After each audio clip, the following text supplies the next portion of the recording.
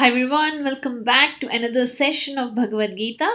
We are starting chapter 3 and today we are doing summary of Bhagavad Gita chapter 3. We have with us His Grace Nityananda Pran Prabhu.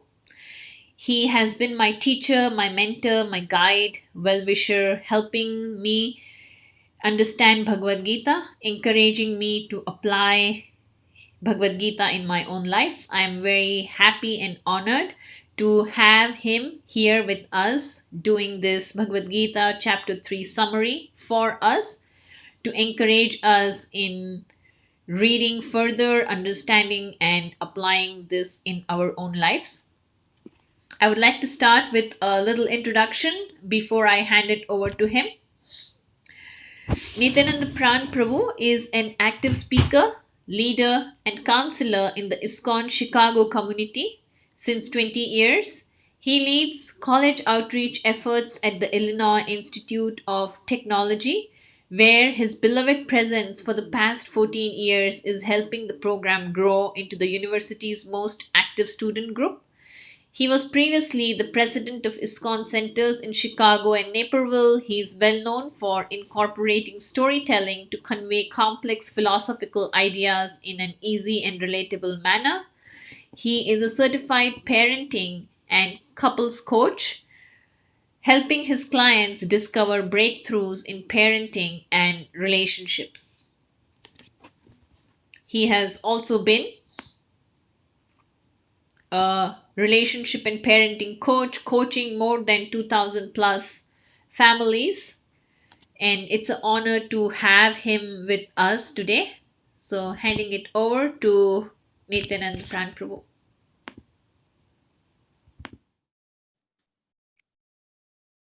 श्रीगुरुश्च श्रीरूपं साग्रजातं सहगणरघुनाथान्वितं तं सजीवं साद्वैतं सावधूतं परिजनसहितं कृष्णचैतन्यदेवं श्रीराधाकृष्णपादान् सहगणललिता श्रीविशाखान्वितांश्च हे कृष्णा करुणा सिन्धो दीनबन्धो जगत्पते गोपेश गोपिका कान्त राधाकान्त नमोऽस्तुते तप्त काञ्चन गौराङ्गी राधे वृन्दावनेश्वरी वृषभानुसुते देवी प्रणमामि हरिप्रिये वाञ्छाकल्पतरुभ्यश्च कृपा सिन्धुभ्य एव च पतितानां पावनेभ्यो वैष्णवेभ्यो नमो नमः। जय श्री कृष्ण चैतन्य प्रभु नित्यानंद श्री अद्वैत गदाधर श्रीवासादि गौर भक्त वृंद हरे Krishna Krishna Krishna Hare Hare Hare Ram Ram Ram Hare Hare.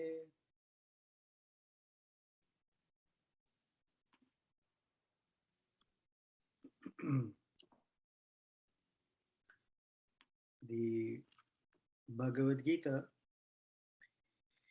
is a fascinating book of philosophy in life, or a philosophy of how to live life, and is written in 18 chapters. And some of the Bhagavad Gita scholars and students like to term it as a what we call a spiritual or a transcendental sandwich. Like in any sandwich, there are two pieces of bread and the real good stuff in between. So, of these 18 chapters, the first six form the top of the sandwich, which is called Karma Yoga or dealing with karma. The bottom six chapters are the other side of the bread, called Jnana or science or knowledge. And the stuff in between is the real tasty, juicy one called Bhakti. And only when it's in a sandwich, that's when one can relish that it becomes a full meal. And so the bread by itself, or the top and the bottom, on its own may not have the taste unless it's eaten as a package or together. So, karma, jnana, and bhakti together is the philosophy of life to live by. In Karma Yoga, or the first 6 chapters, karma is basically Krishna's instructions on how to live one's life on a day to day basis. And he sort of progresses from the condition of Arjuna towards bhakti, and in between, chapter 3 is titled actually Karma Yoga. So this chapter has 43 verses, and roughly we can see those 43 verses in about 4 sections. Section number 1 is verses from 1 through 9. And I like to think of it as the what. What is the goal or purpose of working? Working means doing things in this world which often people don't pay really much attention to, and they just keep going and doing one thing or the other. But there is a purpose. And I'll digress for a moment in terms of purpose.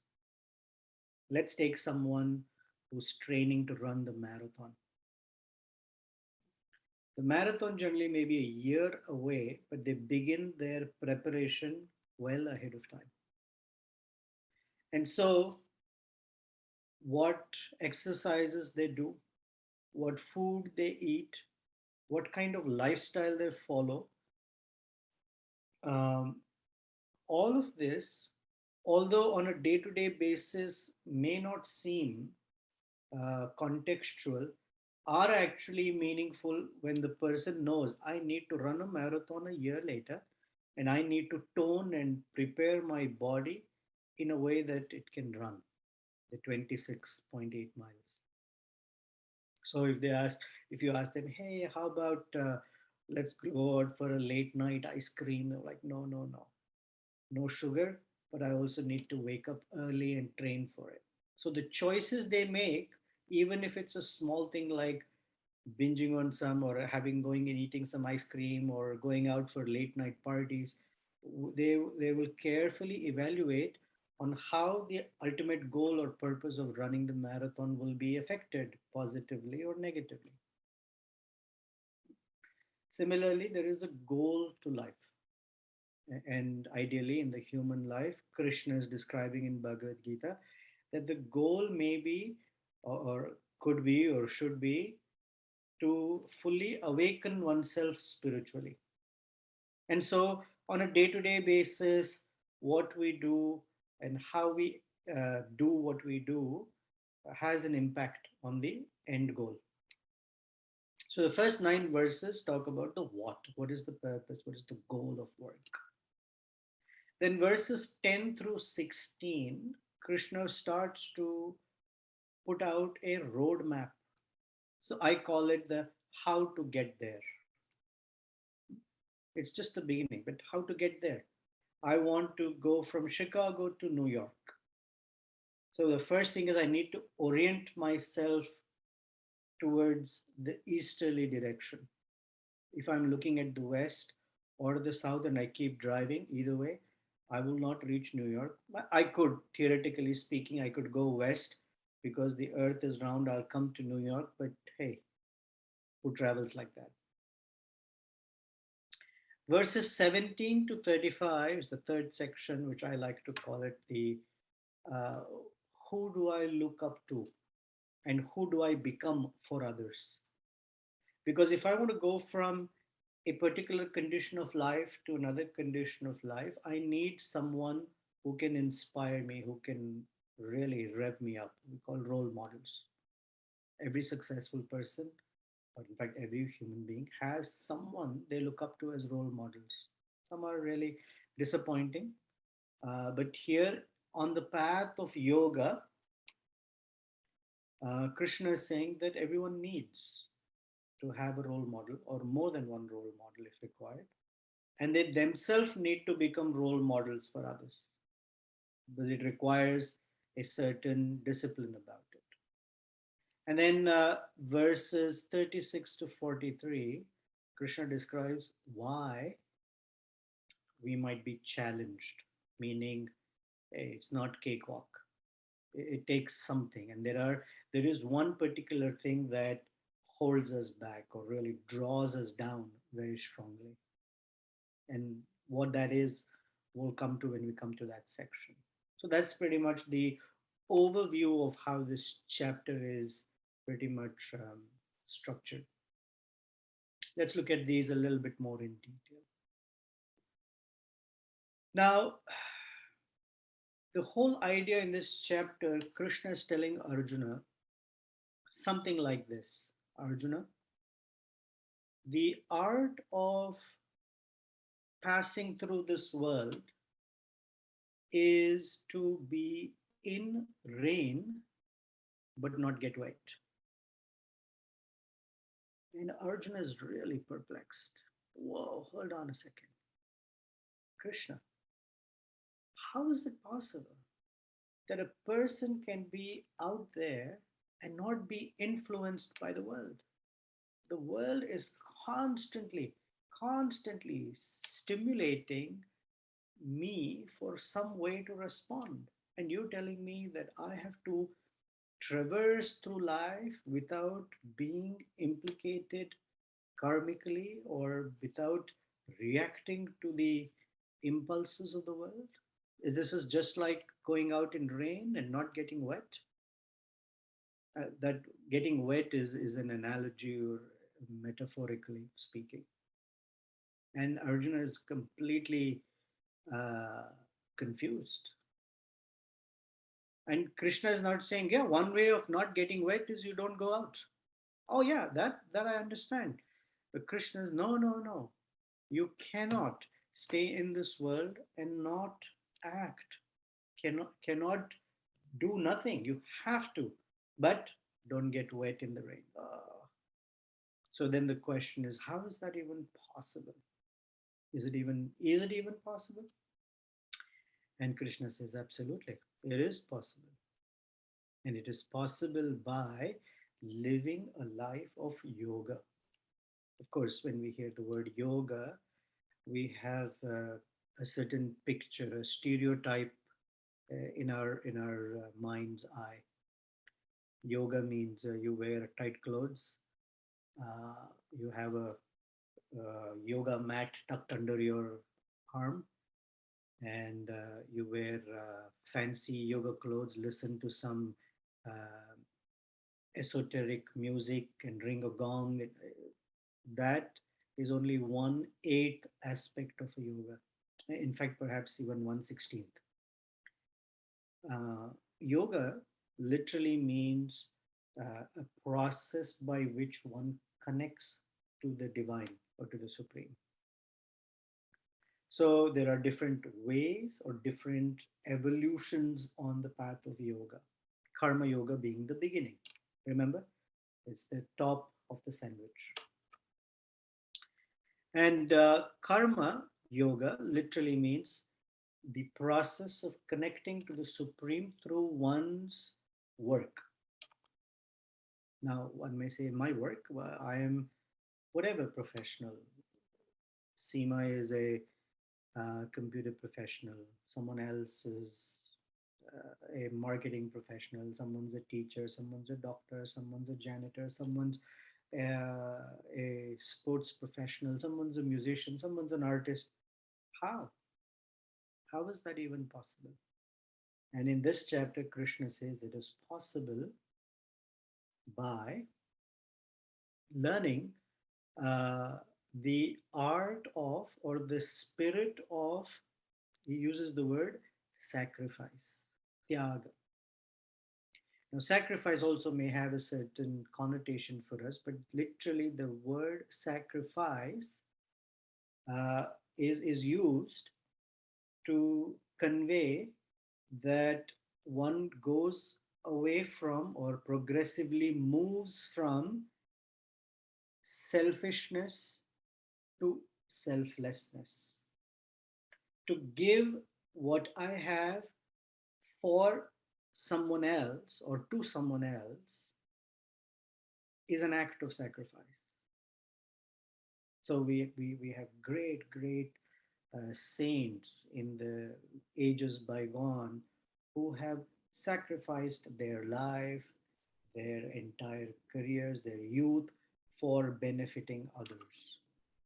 So, literally, sacrifice has the intention of doing doing one's work selflessly. So, let's look at what is selfish work. Selfish means I'm only interested in my benefit. What is it in for me? What do I get from what I'm doing? Which, of course, is important because most people work for money, uh, myself included, and money helps me, you know, live a certain lifestyle in this world. And Krishna says, while that's okay, the very lowest order of living is that you live as a human being, that you live an honest life, earn honestly, and take care of yourself. But that's the low denominator. Real human life means you understand, or we understand, that I am a part of a macrocosm here. What I say and do affects other beings around me. That's the meaning of the word society. For example, I want to enjoy music, and it just happens I want to enjoy at midnight, I want to enjoy it loud. So I turn up the volume on my stereo, and very soon my neighbors might call the police that, hey, he's being a nuisance. So what I do impacts others, and what others do impacts me. And we try to make sure that we don't uh, knock our knees together or step on anyone's toes as we move through life. So Krishna says that real karma yoga means that you sacrifice, you give what you have earned from your honest labor to the benefit of others. Now, in this world, there are many ways to benefit others. Great.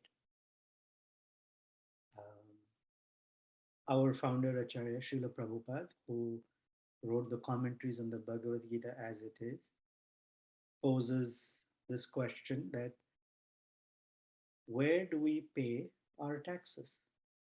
The purpose of taxing an individual is that the society pays from its earnings back to the government so that the government can provide facilities for all society. If I pay my taxes, the roads will be nice. If I pay my taxes, someone will come pick the trash and garbage. If I pay my taxes, the schools will run, the teachers will get paid. So there is a very symbiotic relationship between what I earn, what I give as tax. So who do I give my taxes to? Of course, I can choose where I want to give in charity, but tax I have to give to the government. So there is a central entity, and when I give to that central entity, everyone else that I didn't even know exists gets benefited. Another common example that is given is if I want to nourish a tree, I can pour water on the leaves, the branches, the stem, trunk, all of it. But the tree will only benefit really when I pour water on the root. When I nourish the roots, the entire tree gets nourished. So there must be the root of existence, and that root is God or Krishna. So when I offer what I have earned back in sacrifice to God and Krishna or whatever way a person uh, names the Supreme, then many, in fact, all living beings are benefited. So, this act of giving the fruit of my work to God is called karma yoga. And by that means, I become connected. Because in this world, I'm getting rain, air, sunshine, water, heat. These are all available in nature for my survival and subsistence. And this art is Karma Yoga. So, the ninth verse of this chapter, Krishna describes as Yagyarthat Karmano Anyatra Loko Ayam Karma Bandhana. Pretty much that one's way of becoming free from the encumbering forces of nature is to give in reciprocity one's work. Now, if I'm a musician, what can I give God? Well, if I'm making an earning, very straightforward ways, if I'm making an earning, I give a certain percent or something of that earning to the purpose of propagating God consciousness in society. I support that. That's one way. That is through money or wealth.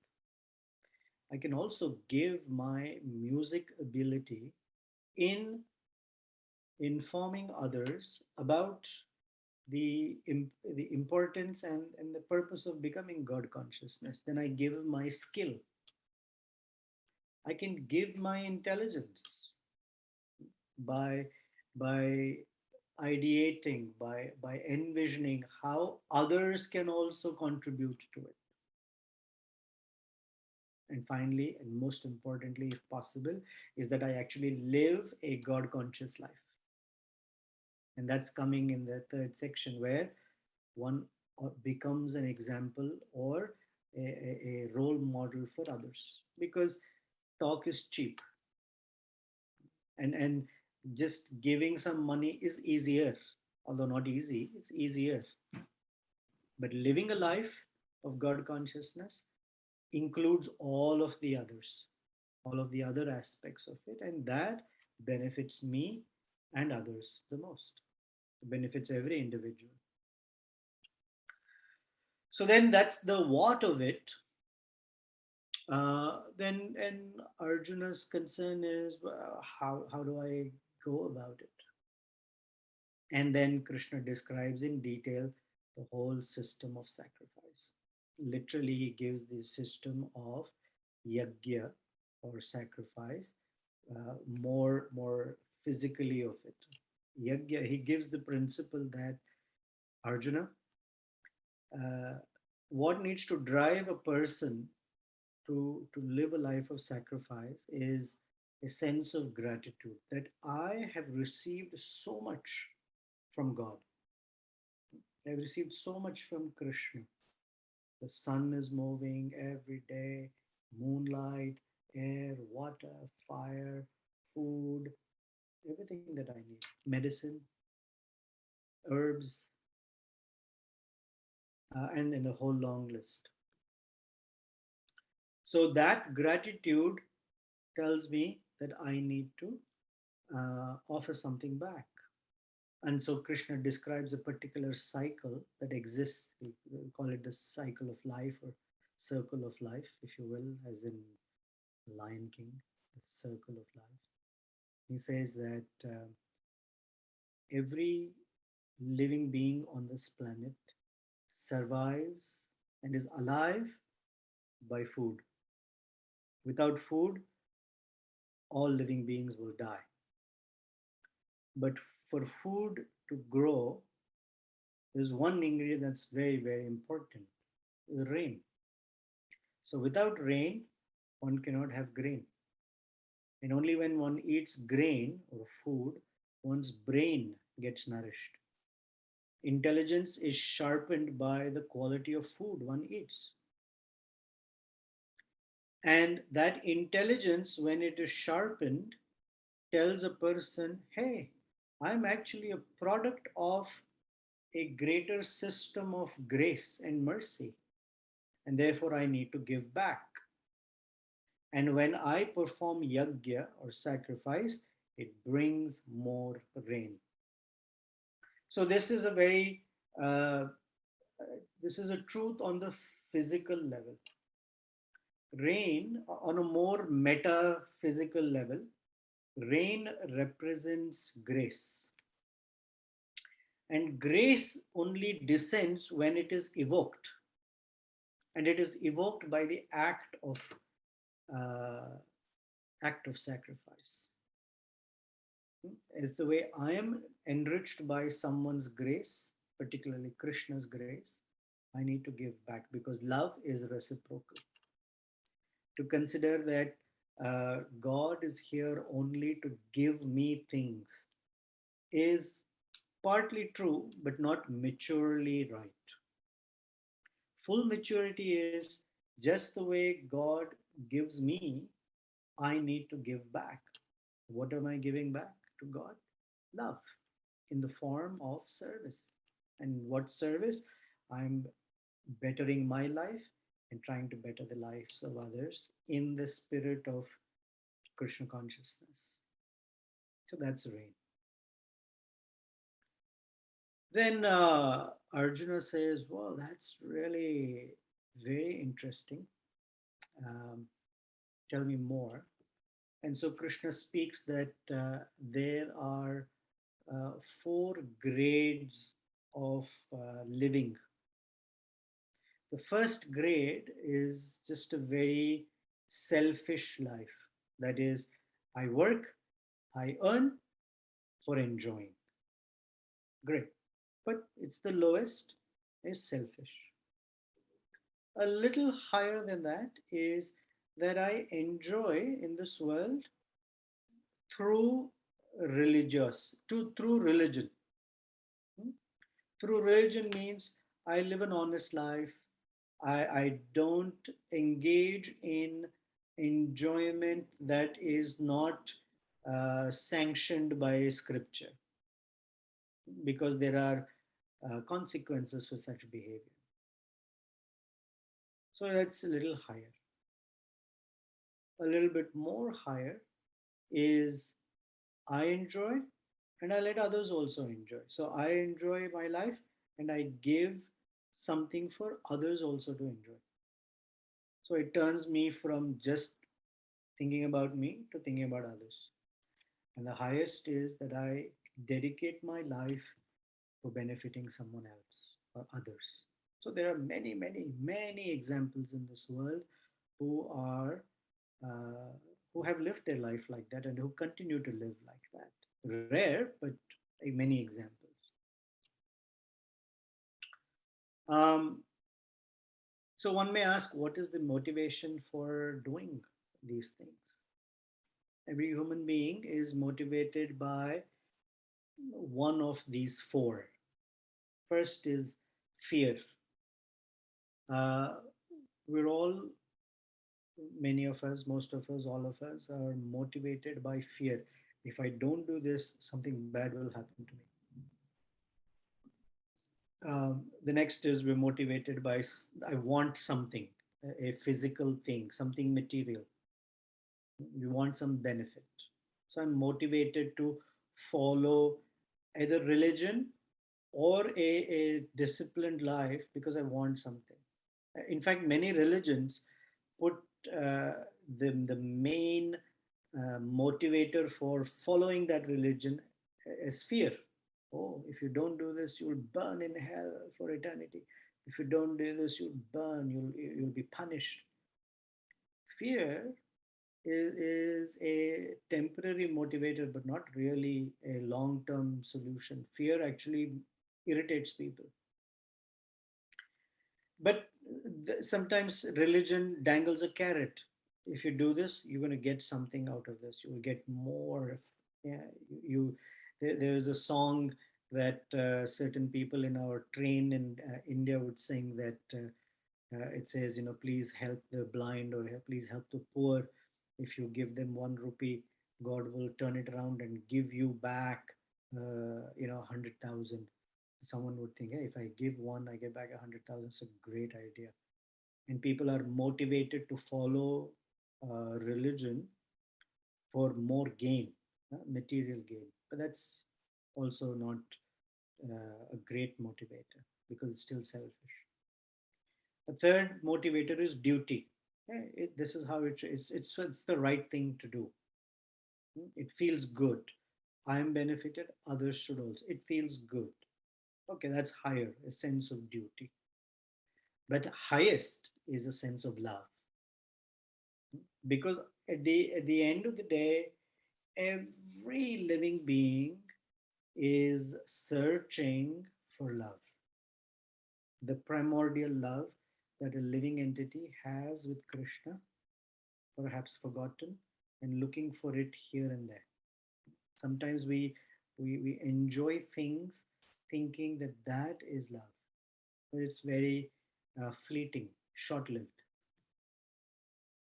So after speaking like this, then Krishna says, well, Arjuna, it's always nice to go from the theory of it to actually the example. And so there are many examples. The one particular one he gives is of a king by the name Janaka. And he says that Janaka lived a life in such a way that he became a role model for everyone. And so if we study Janaka's life, all these principles that have been spoken about, he lived it down to the T. So Krishna is saying you follow good example and you set a good example. So, because Arjuna's question earlier in Bhagavad Gita chapter 1 was, Krishna, if I fight this war, I might actually set a bad example. People will think that violence is a first option or the only option when I don't want to set such an example. So Krishna is telling Arjuna, you follow the example of Janaka, so you understand that it's not so much in the fighting of it, but in the intention behind the fighting. And so when we speak of karma at universities, I give the example that our founder Acharya gave that if I ask the question, a knife that cuts, uh, and if we get cut with a knife or someone cuts us with a knife, uh, are we going to hold them responsible and punishable? And the right answer is it depends. It depends in whose hands the knife is. If it's in the hands of a thug who's mugging me, obviously I would like to see them punished or corrected so that they don't do this to others. But when it comes to a doctor, I actually pay them to cut me open and to fix me. So the knife itself or the cutting itself is not good or bad. It's the hand in which the knife is and the person's intention who's using the knife. So it's not the war, it's not the fighting, but with what intention? What is the purpose? Anyway, it's a big topic, yet since we're in chapter 3. And then Krishna says that a leader in this world who sets an example obviously is a leader. Now, a leader doesn't have to be a leader of a country, but a leader means any person by whom others are inspired. And it can be, they may inspire only two people, one other person, 5, 15, 100,000, millions. They're all leaders in their own right. And they say that three things that leaders do uh, builds trust. And the three things are charity, clarity, and integrity. Charity means when leaders do something for others, people will trust a leader by their acts of charity. So they understand the heart of the leader. Clarity is when a leader has vision, they can see from here how to get to a particular goal. So people who follow get to see the head of the leader. And integrity means, uh, because talk is cheap, one should walk the talk. And so when one lives by what they speak, the followers get to see and trust the word and character of the leader. So that's what why an example or role model is required, and Krishna gives a particular role model to Arjuna. Then the fourth section is Arjuna says, well, I want to go in this direction that you are talking about, but I noticed something. I noticed that there is a force that's within me that's very, very strong and pushes me to go in an opposite direction. And why is that? Even if I don't want to. So, more metaphorically, yeah, metaphorically speaking, we life is full of choices. We're always at a crossroad. And the choices are either we take a high road or the low road. The low road is easy. The high road takes deliberation, determination, and commitment. And Arjuna says, although I want to take the high road, there is a force within me.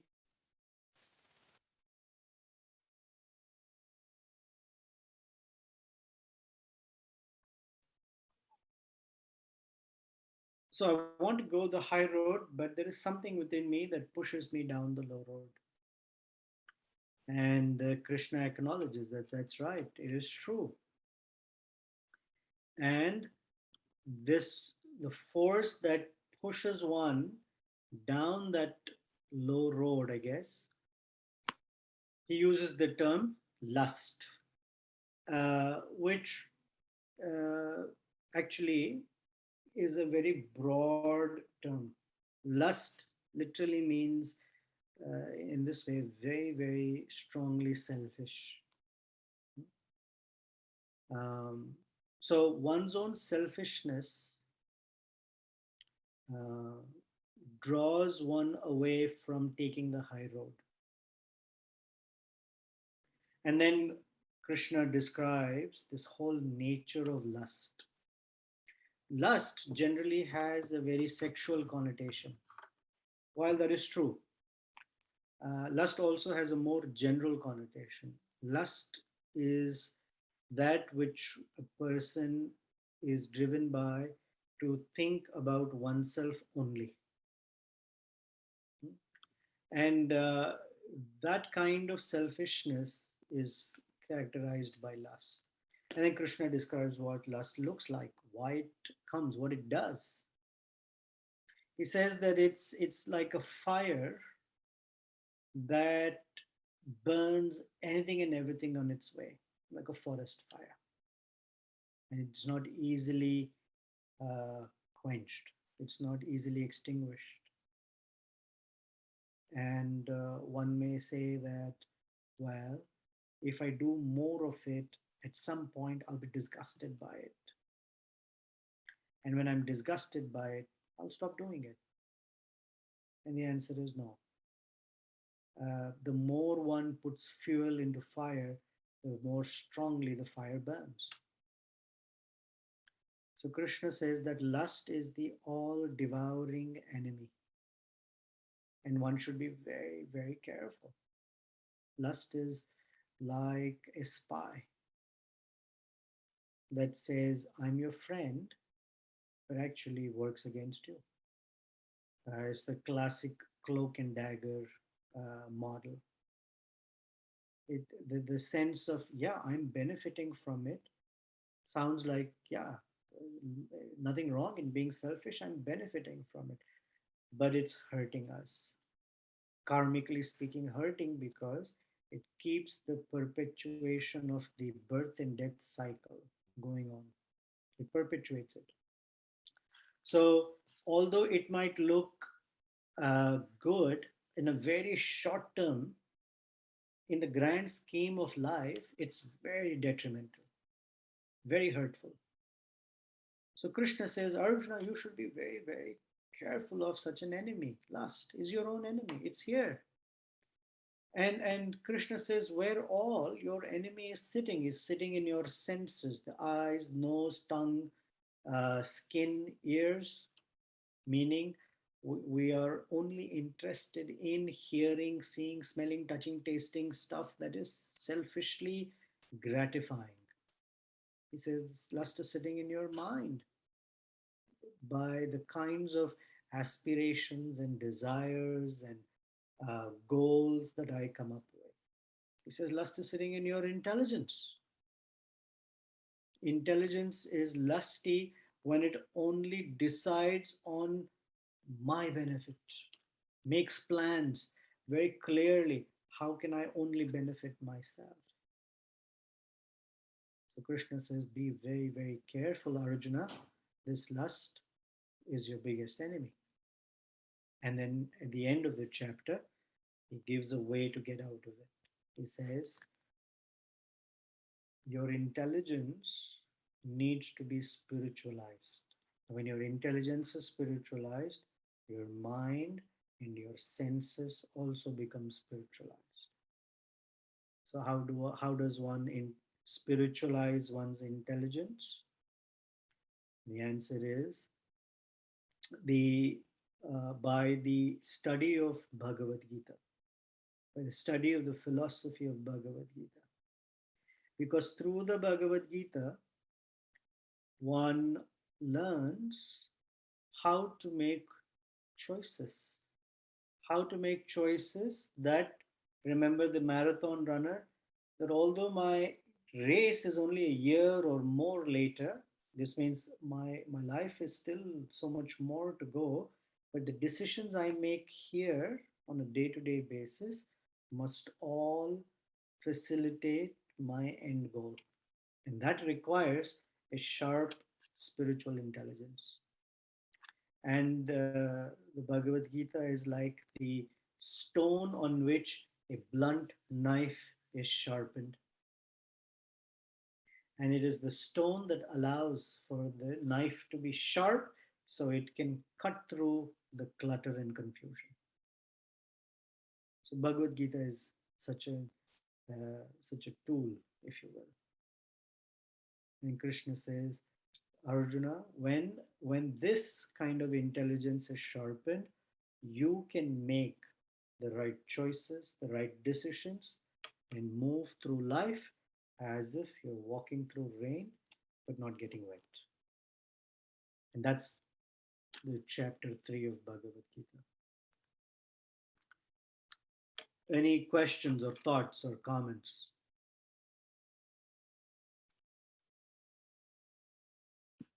We have Earl here. Earl, you have any thoughts? We can't hear you, Earl.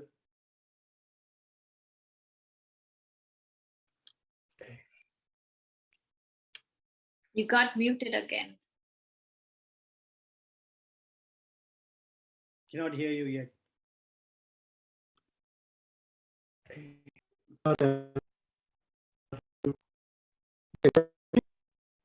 On and off.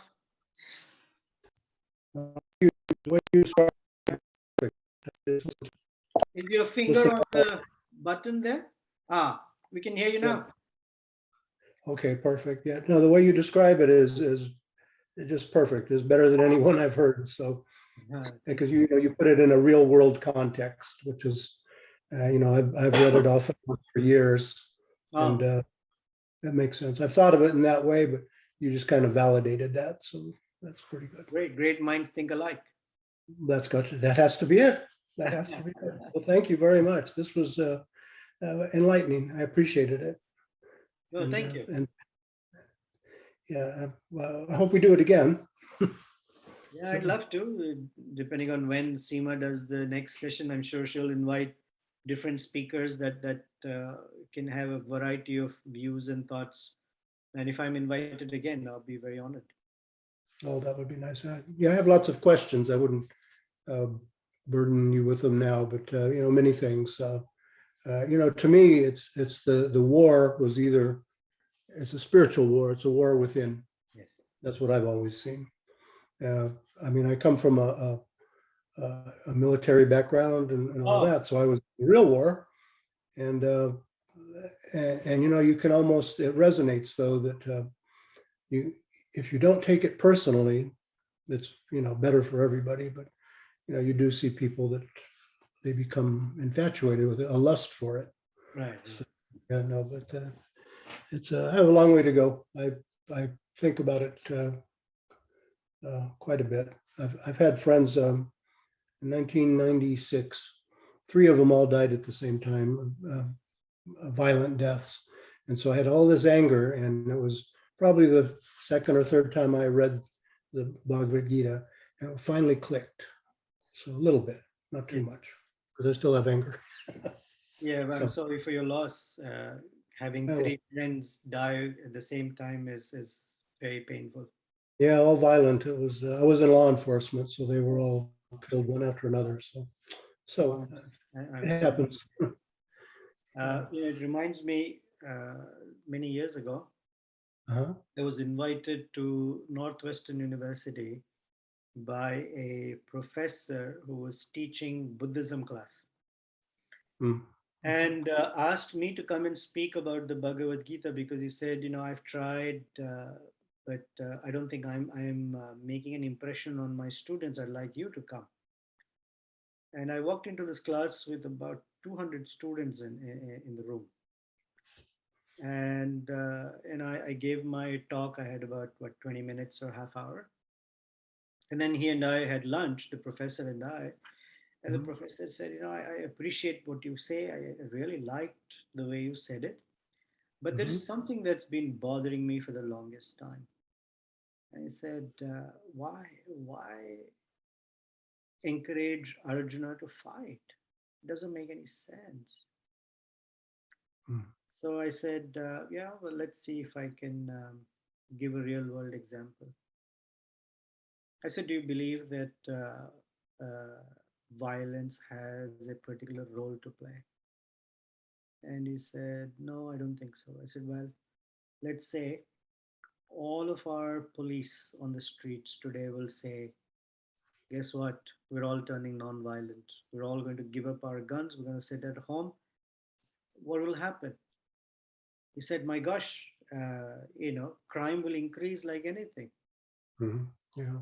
So I said, exactly. And therefore, we need the police administration out there with their, kevlars and the guns to Mhm. defend us from harm. I said, Yeah. yeah, that makes sense.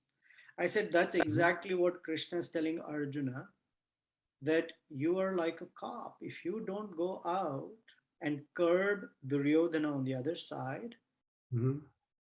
whole of human society is going to suffer from Yeah. his very, very bad heart that he has. He has a very cruel heart. So then Yeah. the That's professor said, oh my gosh, for years and years and years, I always thought about this. Now I got it. Thank you. And Mhm. then he said, but I still am not clear why this brother has to fight that brother. Why is Arjuna having such a hard time? I said, well, let's take that example further. Let's say you are the police officer. He said, okay, I can see that. I said, you're the police officer and you're a very conscientious police officer, right? You like to follow the law, you're very honest, you're trustworthy, and you come to know that, let's say, your brother is a criminal. What do you do? It's the classic question in ethics. What do you do? Mm. Yeah. Do you let go your brother or do you put him in a place where he can be corrected? And he said, oh, it's a hard question to answer. I said, exactly. And that is why Arjuna is having a difficult time. It's a hard question to answer. And he said, I never understood Bhagavad Gita like this. I really like it, and I'm going to study it further. Mm. It's very much, it hits home, Earl. It hits home. Yeah. So Actually, my thank first you name very- is John. Earl's my last name. So Oh, John? Sorry, John. that's okay. That's fine. No, the way you describe it though is exactly how, it makes sense that way. Right. But, at the same time, I've seen people in wars, whether, fights or wars, who they have a lust for it. And I think that's where they've Right. gone wrong. I mean, you have to do it, but that doesn't mean you have to like what you do. It's just necessary to do. So I think that's how I look at it anyway. So Yeah, and you do it, it's necessary, and you do it for a greater good. right, yeah. Well, I hope you come back. I'll definitely be keeping in touch. Thank you, John. I forget how I found her, but it's perfect. So I appreciate it, both of you. Thank you, John. I'm Thank so you happy again. you joined. And thank You you, have a Seema. great evening. You too. Thank you. Thank you, Seema. Take care then. Bye. And Good night. let me know if you have any more of these, would you please? Sure. We'll keep Okay, well, I'm sorry. we'll keep in touch. We will. I type better than I talk, so I'll send you some messages. Sure. You take care, both of you. I'll talk to you Bye. later. Thank you. Good night, John. Good night. Good night, Thank Seema. you. Thank you for joining. All right.